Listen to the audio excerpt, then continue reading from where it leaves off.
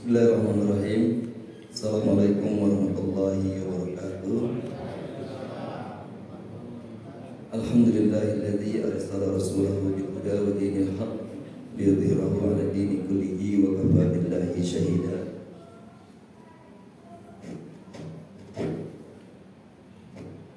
Asyhadu an la ilaha illallah wahdahu la syarika lah wa asyhadu anna Muhammadan abduhu wa rasuluhu alladzi la nabiyya ba'dahu.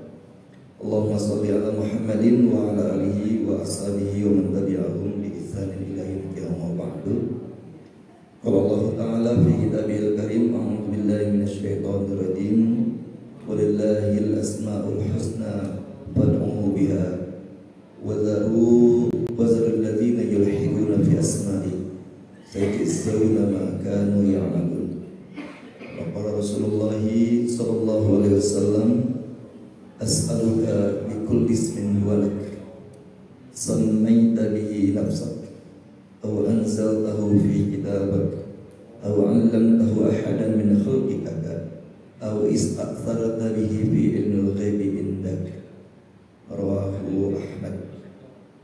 Jemaah yang dirahmati Allah Subhanahu wa taala, insyaallah kita lanjutkan kembali kajian kita tentang kitab akidah. InsyaAllah pada kesempatan ini kita akan bahas beriman kepada nama dan sifat-sifat Allah yang mulia, yang kita sebut dengan istilah Asmaul Husna. Ada berapa Asmaul Husna itu? Ya, yang kita tahu 99, jumlahnya tak terhingga, tidak diketahui. Ya. Jadi nama-nama Allah itu oleh para ulama dibagi tiga, Ibnu Qayyim misalkan membagi nama Allah itu menjadi tiga bagian. Nama Allah itu dibagi menjadi tiga bab. Yang pertama adalah nama-nama Allah yang diajarkan Allah kepada para malaikat atau kepada makhluk Allah yang lain, bisa jadi kepada kalangan jin, yang itu tidak ditulis, yang tidak dituangkan di dalam Al-Quran. Jadi ada Asmaul Husna, ada nama Allah yang itu cuma diajarkan kepada makhluk Allah selain manusia, bisa malaikat, bisa jin, dan itu tidak dijelaskan di dalam Al-Quran. Apa seperti namanya kita tidak tahu, Yang pertama. Yang kedua, Asmaul Husna itu nama Allah itu yang Allah ajarkan kepada manusia melalui kitab Al-Quran. Dari mulai Ar-Rahman, Ar-Rahim, Al-Malik, Al-Qudus, itu yang jumlahnya 99. Jadi nama Allah yang 99 itu adalah nama Allah yang diajarkan kepada manusia, yang diturunkan, yang dikabarkan melalui Al-Quran. Itu 99. Dan yang ketiga, nama Allah itu Asmaullah yang Allah simpan dalam ilmunya, tidak diajarkan kepada siapapun. Yang ini kita tidak tahu jumlahnya. Dari mana pembagian Asmaul Husna ini? Ini pembagian Asmaul Husna yang tiga tadi, yang diajarkan kepada makhluk Allah yang lain, yang tidak diturunkan dalam Al-Quran. Makhluk Asmaul Husna yang Allah ajarkan kepada manusia melalui Al-Quran, yang jumlahnya 99, dan Asmaul Husna yang Allah simpan saja dalam ilmunya, tidak diajarkan kepada siapapun. Ini dalilnya dari hadis Rasulullah SAW ketika beliau berdoa, as'aluka bikulli ismin walak, kata Rasulullah dalam hadis riwayat Ahmad, aku meminta kepadamu dengan nama-nama milikmu, samaita bihi nafsak, yang engkau menamai dirimu dengannya, aw anzaltahu fi kitabik, atau dengan nama yang engkau turunkan dalam kitabmu, aw 'allamtahu ahadan min khalqik, atau namamu yang engkau ajarkan kepada seseorang dari kalangan makhlukmu, aw ista'tharta bihi fi ilmil ghaibi indaka, atau dengan namamu yang engkau simpan dalam ilmu gaibmu. Jadi secara kata-kata Rasul meminta kepada Allah dengan nama Allah yang diturunkan dalam Al-Quran. Rasul meminta kepada Allah dengan nama Allah yang diajarkan kepada hamba-Nya yang lain. Dan Rasul meminta kepada Allah dengan nama Allah Asmaul Husna yang Allah simpan dalam ilmunya. Jadi Asmaul Husna itu, nama-nama Allah yang mulia itu jumlahnya tidak pernah kita ketahui. Ya. Yang diajarkan Allah melalui Al-Quran itu jumlahnya ada 99. Ini yang wajib kita tahu Pak ya. Itu Ar-Rahman sampai As-Sabur Pak, yang suka disusun oleh para ulama itu dengan dari Ar-Rahman, Ar-Rahim, Al-Malik, Al-Qudus sampai ujung As-Sabur itu ada 99. Sekali lagi yang 99 itu adalah Asmaul Husna yang Allah ajarkan kepada manusia melalui Al-Quran. Selebihnya kita tidak pernah tahu. Jadi ketika ditanya berapa jumlah nama Allah, kita katakan wallahu a'lam. Jumlahnya tidak pernah ada yang mengetahui Pak. Tidak ada yang pernah mengetahui jumlah nama Allah itu. Kemudian Pak, ada istilah namanya nama dan sifat. Ya. Ada namanya nama dan sifat Allah. Ya. Kalau kita mengatakan Asmaul Husna yang 99 itu Pak, dari mulai Ar-Rahman, Ar-Rahim, semua nama Allah Pak, semua nama-nama Allah yang Allah ajarkan kepada kita itu otomatis pasti mengandung sifatnya. Ya. Semua nama Allah Al-Asmaul Husna itu Pak, yang dari Ar-Rahman, Ar-Rahim, Al-Malik, Al-Qudus, setiap nama Allah itu otomatis mengandung sifatnya. Misalkan nama Allah Ar-Rahman, Maha Pengasih, memang sifat Allah pengasih. Misalkan nama Allah Al-Mutakabbir, Allah Maha Sombong, memang sifat Allah Maha Sombong ya. Ar-Razzaq, misalkan nama Allah Ar-Razzaq, memang sifat Allah pemberi rezeki ya. Kalau nama manusia Pak, bisa jadi namanya bagus tapi sifatnya belum tentu bagus ya. Misalkan nama saya Rafiuddin ya, yang meninggikan agama ya. Itu nama saya Pak ya. Ya, nama saya Rafiuddin, artinya orang yang meninggikan agama Allah. Namanya bagus, tapi sifat saya belum tentu ya. Jangan-jangan selama ini saya justru merendahkan agama Allah ya. Ya, dengan cara berbuat maksiat, dengan cara mengajarkan yang tidak baik ya, dengan banyak melakukan keburukan-keburukan. Itu namanya bagus, tapi sifatnya belum tentu bagus Pak ya. Misalkan namanya seseorang misalkan Anis Pak ya. Anis itu artinya kan orang yang lemah lembut. Jangan-jangan karakternya ya tidak lemah lembut gitu ya kasar gitu ya. Ya. Namanya Ahmad. Ahmad itu artinya orang yang paling terpuji karena banyak memuji Allah. Itu Ahmad. Bagus namanya Pak. Ya, namanya Ahmad ya. Nama saya lengkap lagi Pak. Ahmad Rafiuddin Pak ya. Ya. Orang yang paling terpuji karena Rafiuddin selalu meninggikan agama Allah. Masya Allah, ini nama yang sangat bagus yang orang tua saya berikan. Orang tua saya tidak ngerti sama sekali bahasa Arab Pak, tapi memberi nama saya dengan bahasa Arab dan redaksinya, grammarnya pas Pak ya. Itu mungkin hidayah dari Allah Pak ya. Itu dari Allah, tidak ngerti bahasa Arab tapi memberi nama saya dengan bahasa Arab, dan secara gramatika bahasa Arab Pak pas benar ya. Masya Allah Pak ya. Ini namanya Ahmad misalkan ya. Orang yang paling terpuji karena dia selalu memuji Allah. Namanya Ahmad tapi kelakuannya ya suka mencela orang ya. Kelakuannya suka menghina orang, kelakuannya banyak gosip, kalau banyak ngobrol nggak jelas ya. Ini nama-nama manusia yang baik Pak, itu tidak otomatis menunjukkan sifatnya ya, tidak otomatis menunjukkan sifatnya ya. Tapi kalau nama Allah Pak, kalau nama Allah Asmaul Husna, itu setiap nama Allah otomatis mengandung sifatnya ya, mengandung sifatnya ya, mengandung sifatnya itu nama Allah ya. Tapi ada lagi misalkan Imam Asy'ari ya.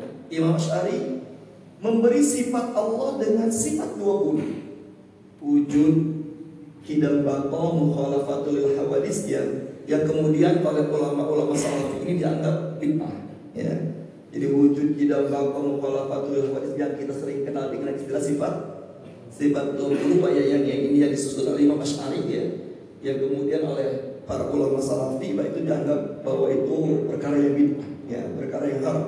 Maka disebut penganut Asy'ari itu termasuk kelompok yang sesat bagi orang-orang salafi ya. Tetapi jamaah Allah Pak ya, tapi ketika Imam Asy'ari mengatakan dengan sifat 20 wujud, Qidam Baqa dan seterusnya, ini ada sedikit perbedaan dengan asma Allah ya. Sifat Allah ada perbedaan dengan sifat Allah. Sekali lagi Pak ya, kalau nama Allah, asma Allah itu otomatis pasti mengandung sifatnya, mengandung sifat Allah ya. Setiap nama Allah yang 99 itu otomatis mengandung sifatnya. Tapi sifat Allah yang disebutkan dalam sifat 24 itu belum tentu namanya. Tetapi sifat itu wajib harus selalu ada pada Allah. Beda dengan Asmaul Husna. Misalkan Pak, Allah Ar-Rahman, Allah Ar-Rahim, ya. Allah Ar-Rahim misalkan, Allah Maha Penyayang, Pak, Maha Pengasih dan Penyayang, Pak. Itu sifat Allah. Tapi sifat Allah itu bisa Allah tidak berlakukan kepada hamba tertentu. Ya. Misalkan Allah Ar-Razzaq, Allah Maha Pemberi rezeki. Nah, itu Allah pasti pemberi rezeki, Pak. Tapi sifat Allah Ar-Razzaq itu, Pak, bisa jadi Allah tidak berlakukan kepada seseorang, sehingga hidupnya penuh penderitaan, miskin terus, Pak, ya. Jangankan untuk membeli sesuatu yang mewah, jangankan untuk healing lah, Pak, ya. Untuk makan aja susah misalkan, ya. Sehari cuma sekali makan. Katanya Allah Ar-Razzaq. Jadi Pak, dalam Asmaul Husna, ya, kata Imam Asy'ari, Pak, yang namanya Asmaul Husna, sifat-sifat Allah, nama-nama Allah yang 99 itu, Pak, otomatis mengandung sifatnya. Tapi itu tidak bisa jadi tidak Allah berlakukan kepada sekelompok hamba yang lain, ya. Kepada sekelompok hamba yang lain. Dan tadi Pak, misalkan Allah Allah Ar-Razzaq, Maha Pemberi rezeki. Kalau Allah Ar-Razzaq, Pak, ini berlaku kepada semua hamba, Pak. Harus semua hamba, tidak boleh ada yang kelaparan. Tapi faktanya ada hamba yang kelaparan. Ini artinya tidak bisa jadi sifat Allah ini tidak diberlakukan kepada hamba yang lain, ya. Seperti misalkan Pak Ar-Rahim, itu sifat Ar-Rahim, Pak, itu tidak Allah berlakukan kepada ahli neraka. Padahal Allah memiliki sifat kasih sayang. Tapi sifat kasih sayang Allah nanti di akhirat, Pak, sama sekali tidak berlaku kepada ahli neraka. Kata Allah, isbiru aw la tasbiru sawa'un 'alaikum. Wahai kalian penghuni neraka, kalian bersabar menghadapi siksa neraka ataupun kalian tidak bersabar menghadapi siksa neraka, sama saja, gak akan pernah mengurangi siksa. Apakah gara-gara dia bersabar, ridho ya Allah, aku ridho masuk neraka, memang salah aku berlapang dada ya Allah masuk neraka. Apa gara-gara dia menerima siksa neraka kemudian Allah ringankan siksanya? Tidak juga, Pak, ya. Tetap aja begitu, ya. Aula tasbiru, kata, atau kalian protes kepada Allah, kalian marah-marah, kalian menyesal, kalian marah benci kepada diri sendiri gara-gara masuk neraka. Dengan begitu juga siksanya tidak menambah berat, ya. Kata Allah, kita bersabar, mereka bersabar atau tidak bersabar masuk neraka dengan siksa neraka tidak akan pernah berkurang. Kenapa demikian, Pak? Karena sifat Ar-Rahimnya Allah itu tidak berlaku kepada penduduk neraka, ya, kepada penduduk neraka, Pak. Tidak berlaku kepada neraka, Pak. Artinya semua nama Allah yang 99 yang Allah ajarkan di dalam Al-Quran itu otomatis mengandung sifatnya, tapi tidak berlaku permanen. Bisa Allah berlakukan kepada si fulan, tapi tidak berlaku pada si fulan.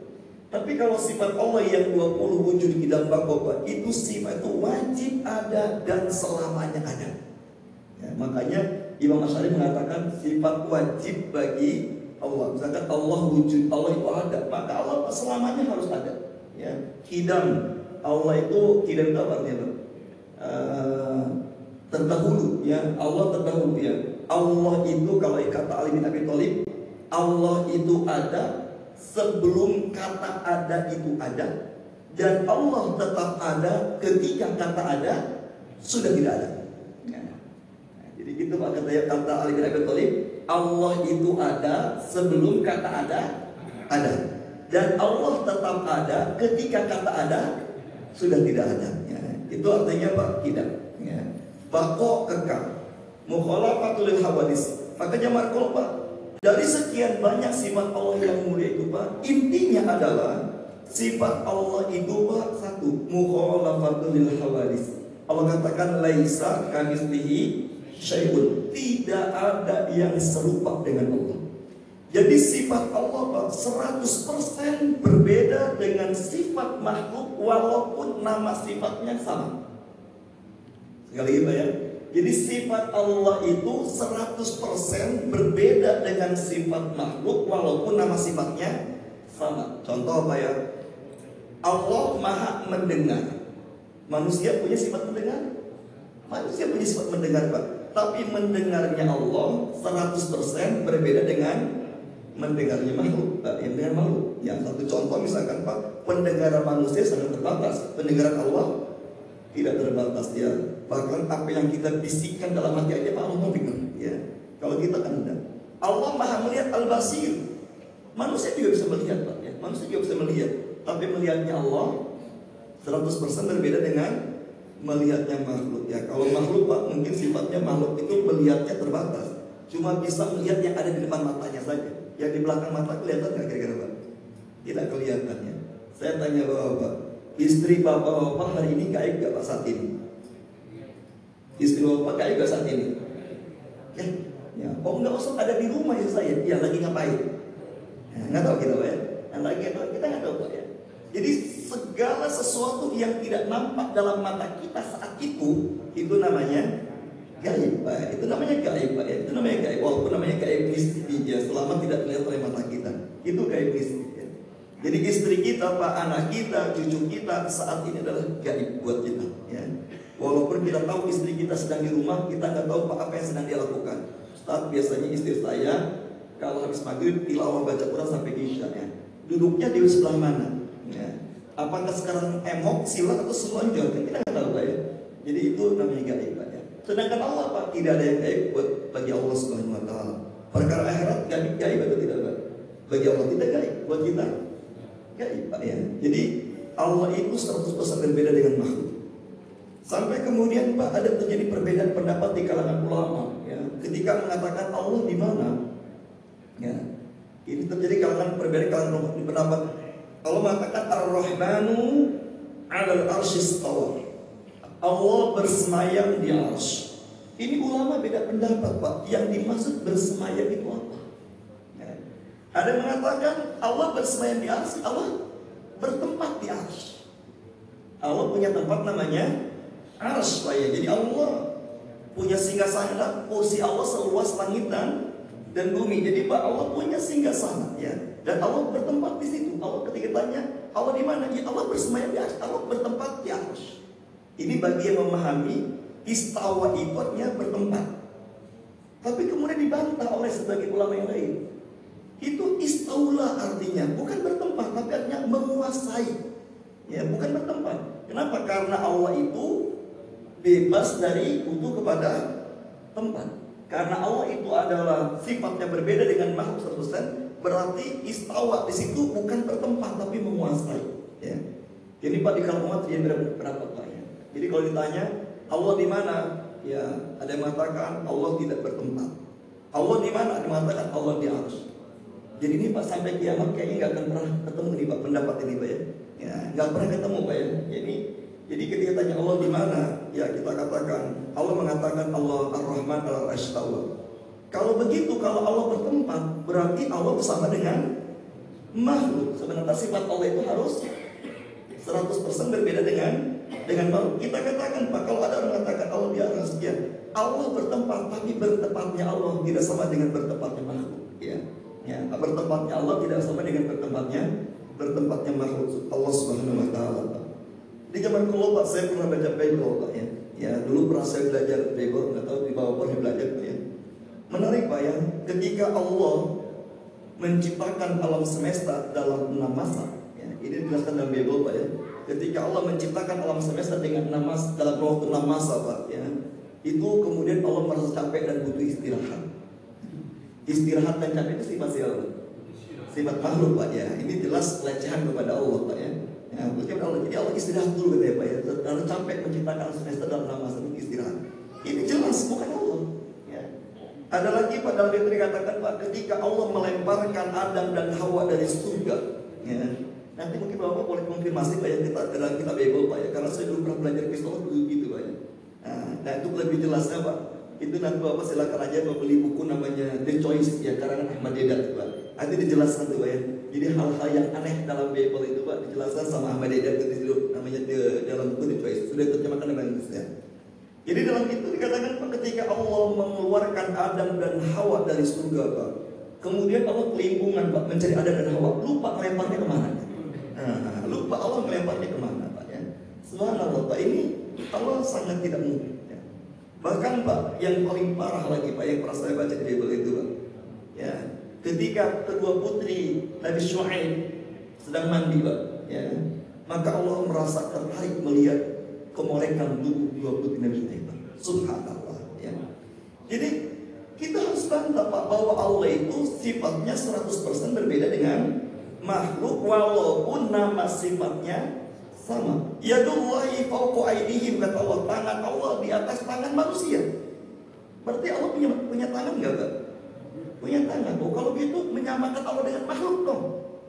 Allah nggak punya tangan. Kita bilang bahwa Allah mengatakan di Quran tangan Allah di atas tangan makhluk, berarti tangan Allah 100% berbeda dengan tangan makhluk, Pak. Di hadis juga dikatakan Allah tersenyum, Allah marah, bahkan Allah ketawa. Pak, itu ada sifat-sifat itu beda ya Allah. Tapi harus kita pahami bahwa kita bukan sedang menjastimah, bukan sedang menyamakan Allah dengan makhluk. Ketika Allah menyebutkan kalimat itu, Pak, sifat tersebut harus tertanam dalam kepala kita, sifat Allah 100% berbeda dengan sifat makhluk, Pak. Ini yang pertama, Pak, ya. Jadi ini yang harus kita pegang, bahwa sifat Allah 100% berbeda dengan sifat makhluk. Yang kedua, Pak, di dalam Al-Quran, Pak, ada 3 ayat yang paling mulia di Al-Quran, Pak. Ya. Para ulama mengatakan, Pak, ayat Al-Quran itu semuanya mulia. Ayat Al-Quran itu semuanya mulia, Pak. Tapi di antara semua ayat yang mulia, ada 3 ayat yang paling mulia. Yang pertama ayat kursi, ya, surat Al-Baqarah ayat 255. Yang kedua surat Ali Imran ayat kedua. Ya, yang ketiga, Pak, surat 20 surat Toha ayat 111. Ini semua kata para ulama, Pak, ayat kursi, Ali Imran ayat kedua, dan surat Toha surat ke-20 ayat 111. Pak, ini ayat yang paling mulia di antara semua ayat Quran. Kenapa demikian? Karena dalam 3 ayat ini, Pak, ada Asmaul Husna, namanya Al-Hayyu Al-Qayyum. Ya. Allahu la ilaha illa huwal hayyul qayyum. Ya, itu ayat kursi. Begitu pula Al-Imran kedua alif lam mim, Allahu la ilaha illa huwal hayyul qayyum. Al-Kahf ayat surat 20 tadi, Pak, surat Toha, wa anatil wujuhu lil hayyil qayyum.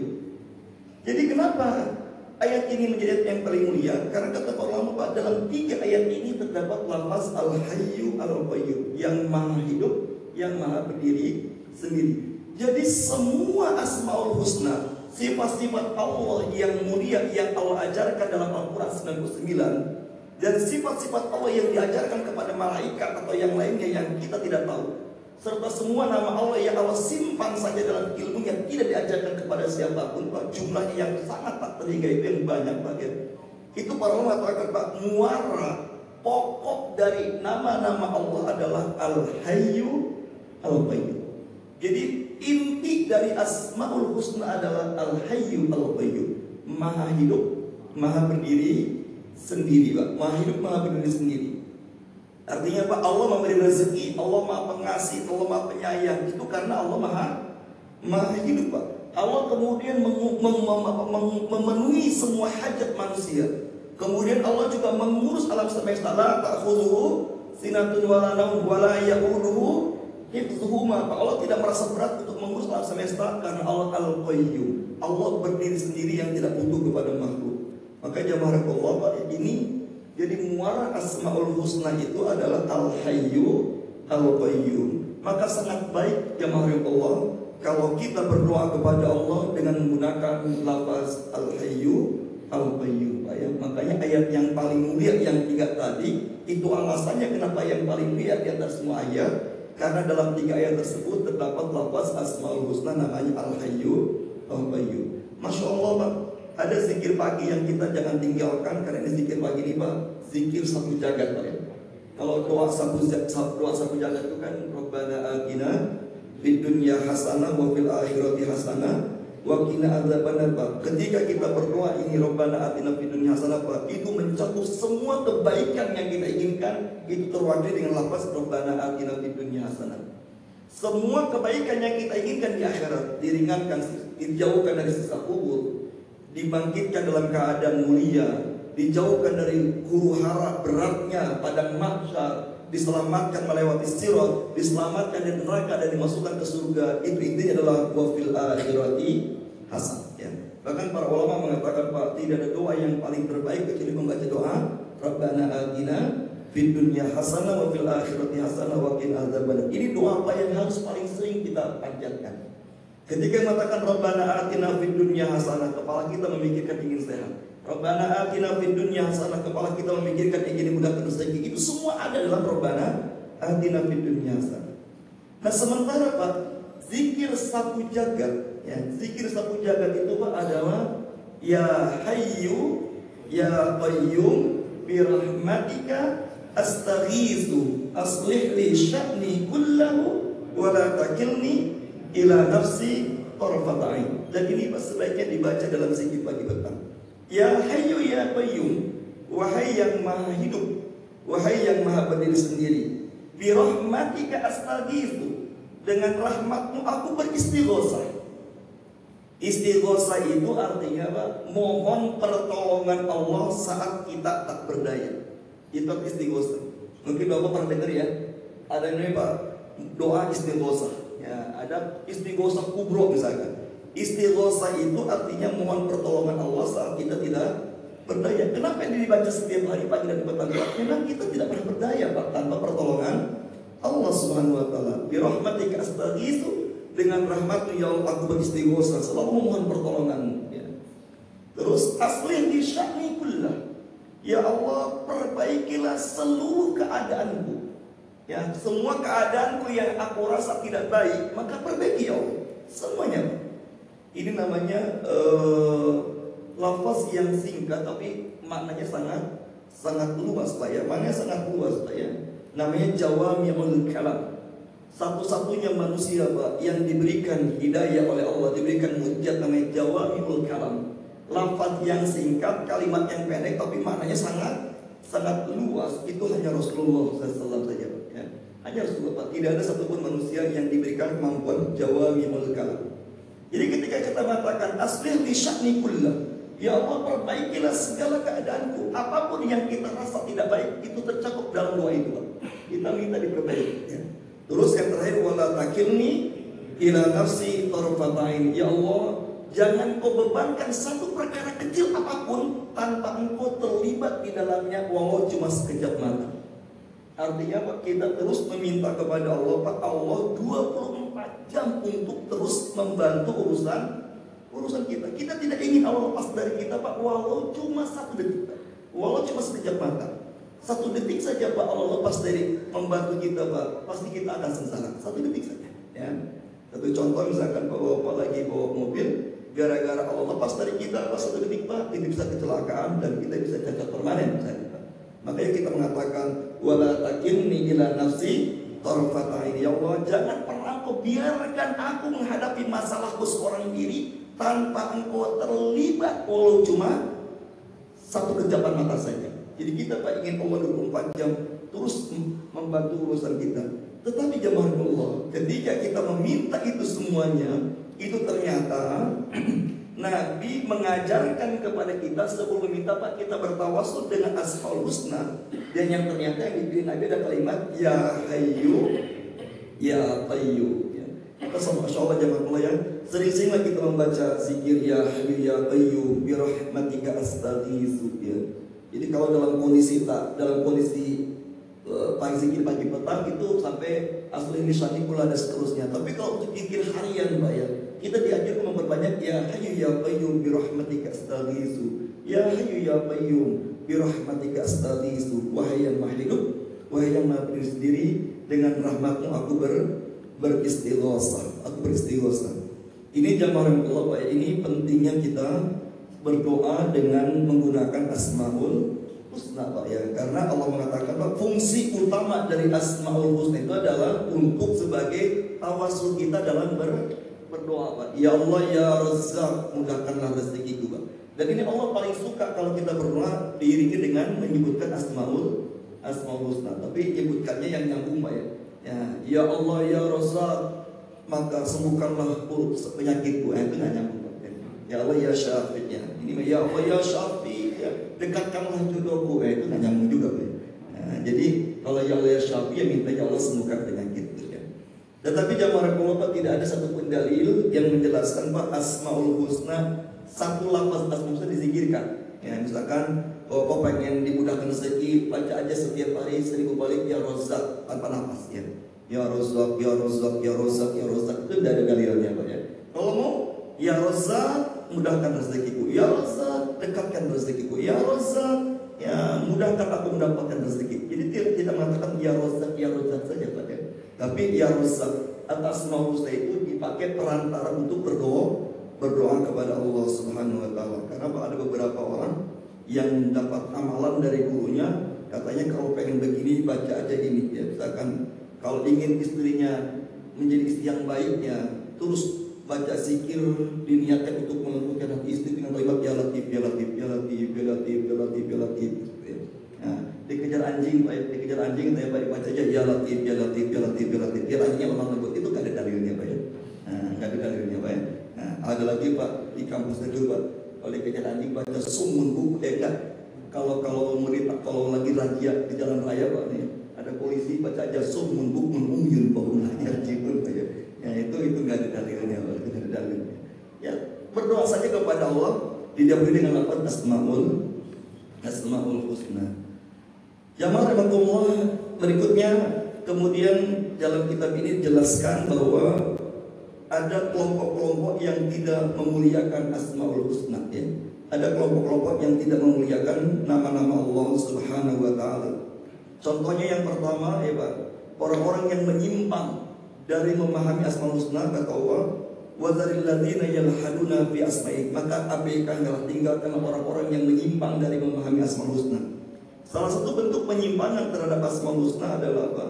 Para ulama mengatakan menggunakan nama Tuhan selain Allah dengan nama Allah ya.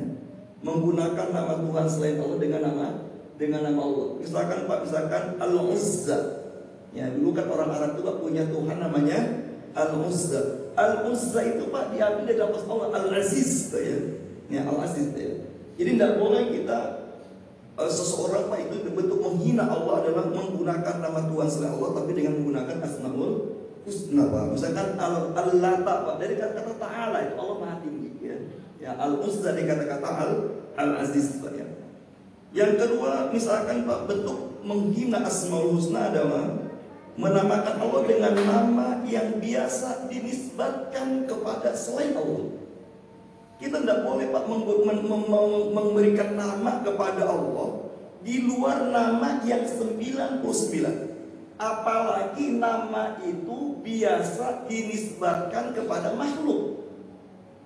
Misalkan Pak, orang Kristen ya menggunakan panggil nama Allah dengan istilah Bapak ya, kepada Bapak yang di surga gitu Pak ya. Itu tidak boleh Pak ya.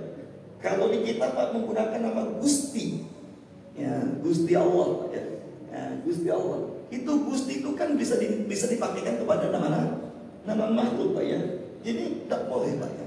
Kita tidak boleh memberikan nama Allah dengan nama selain 99. Apalagi nama Allah itu Pak biasa dipakai kepada makhluk. Sama seperti Pak kata Allah dalam Al-Quran dalam surat An-Nur Pak, kita tidak boleh menamai Nabi Muhammad Pak dengan nama yang biasa kita sematkan kepada manusia biasa. Contoh misalkan kita Pak kepada teman bisa panggilnya Om, nggak boleh kita mengatakan Om Muhammad. Ya, nggak boleh Pak. Maksudnya kepada Rasulullah Pak ya. Jadi memberi nama kepada Nabi Muhammad dengan nama yang biasa dipakai kepada makhluk aja nggak boleh Pak ya. Misalkan Kanjeng ya, Kanjeng. Ya itu kan Kanjeng itu kan biasa kita sematkan kepada selain Nabi Muhammad Pak ya. Kanjeng Raja, Kanjeng Ratu Pak, nggak boleh Kanjeng Muhammad. Kira-kira demikian Pak ya. Kita akan foto.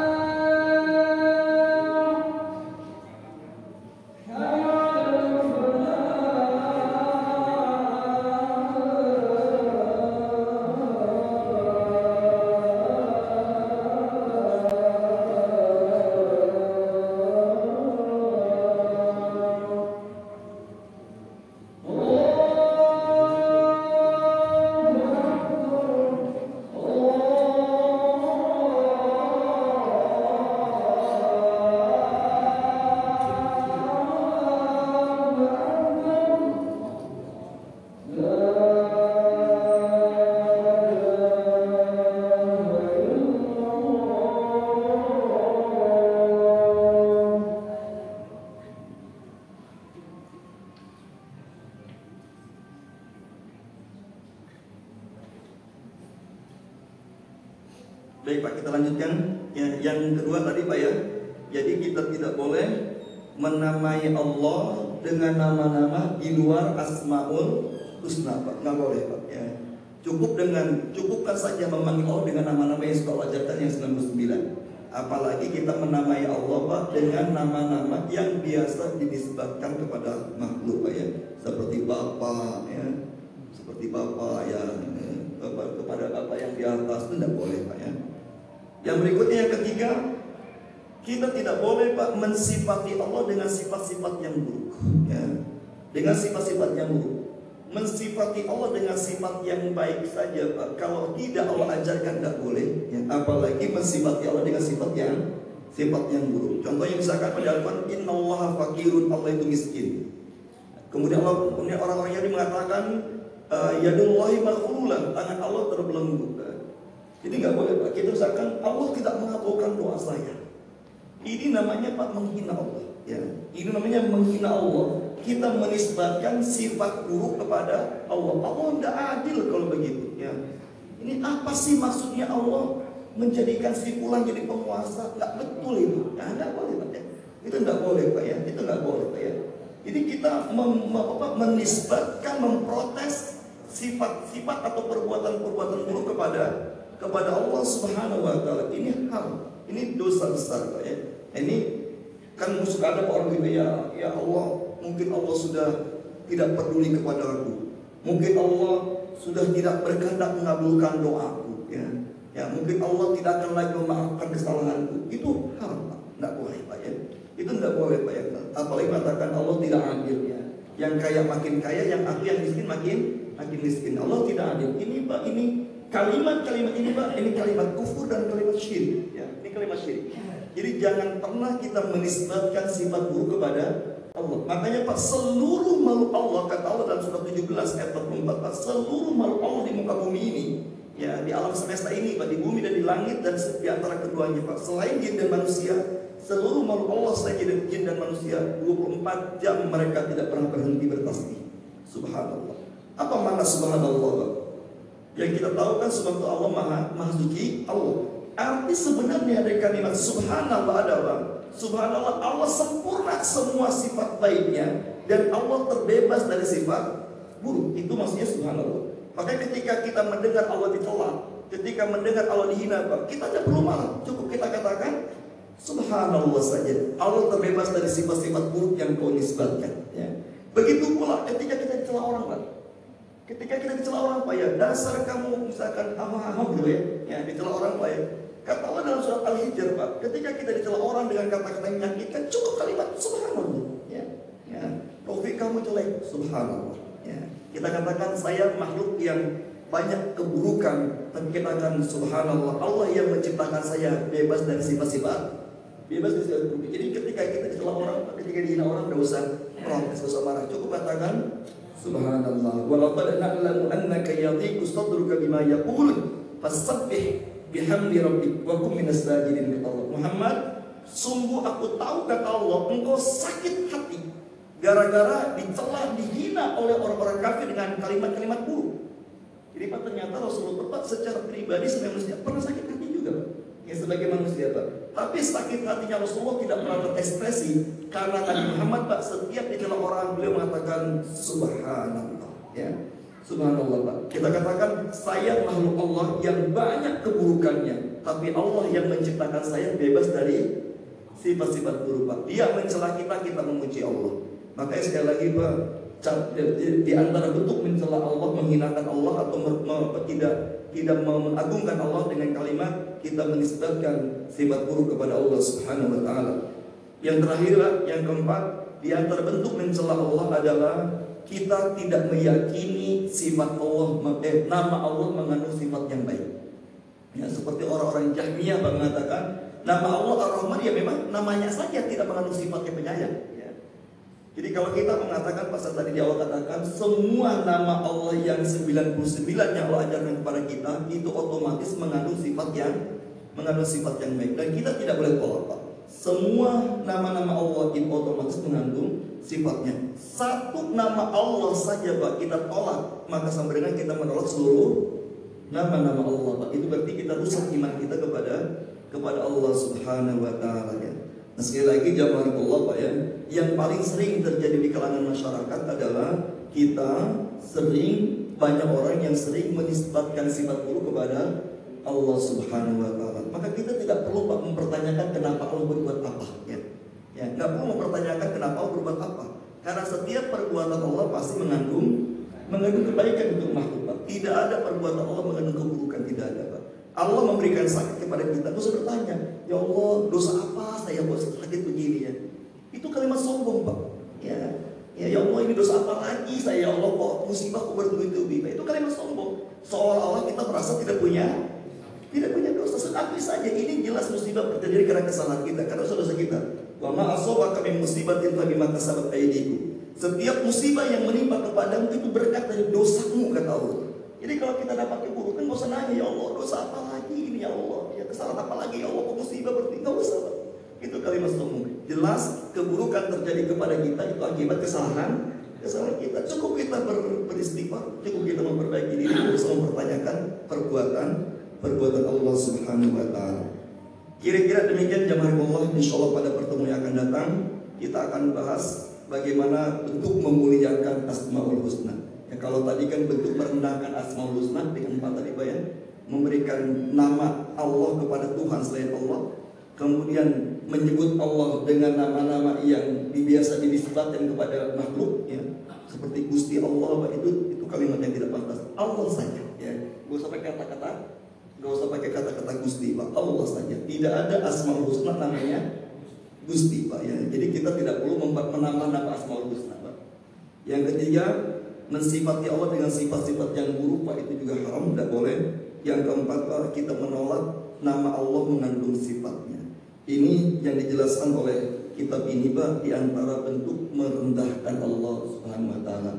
Insyaallah pada pertemuan yang datang kita akan bahas bagaimana bentuk memuliakan Asmaul Husna. Wallahu a'lam bishawab. Ada pertanyaan, Pak? Sebelum komen? Tidak ada? Ada komentar? Baik, kalau tidak ada, kita tutup dengan doa penutup majlis. Subhanallahumma bihamdika asyhadu an la ilaha illa anta astaghfiruka wa atubu ilaik. Wa lakum minkum. Wassalamualaikum warahmatullahi wabarakatuh.